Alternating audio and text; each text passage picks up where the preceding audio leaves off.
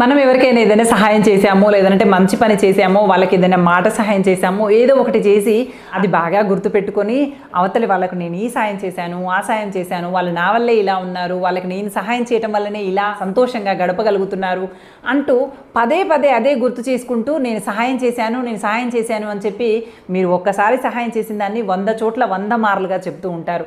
దానివల్ల అది ఆ చెవిన ఈ చెవిన పడుతూ ఎవరైతే మీ సహాయం పొందారో వాళ్ళు మీ గురించి గొప్పగా చెప్పకపోగా మీ గురించి తక్కువగా చేసి మాట్లాడేటువంటి అవకాశం ఉంది. అందుకే చెప్పకు చేసిన మేలు ఒకప్పుడైనా కానీ అనేటువంటి మాట చెబుతూ ఉంటారు పెద్దలు. మరి ఏం చేయాలట? మనం చేసినటువంటి సహాయాన్ని వెంటనే మర్చిపోవాలి, కానీ మనం పొందినటువంటి సహాయాన్ని మాత్రం పదే పదే గుర్తు చేసుకోవాలట. మనం పొందినటువంటి సహాయాన్ని పదే పదే గుర్తు పెట్టుకోవటం వల్ల ఏమవుతుందంటే అవతలి వ్యక్తి పైన గౌరవ భావం పెరుగుతుంది.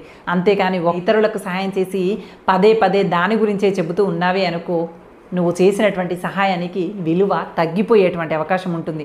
అంతేకాదు నీ సహాయం పొందినటువంటి వ్యక్తులు నీకు శత్రువులుగా మారిపోయేటువంటి అవకాశం కూడా ఉంటుంది. ఒక్కసారి ఆలోచించు, గతంలో నువ్వు సహాయం చేసి వాళ్ళ గురించి పదే పదే చెప్పడం వల్ల నీకు శత్రువులుగా మారిపోయినటువంటి వాళ్ళు ఎవరైనా ఉన్నారేమో? ఇలా జరిగినటువంటి సందర్భాలు లేవంటారా?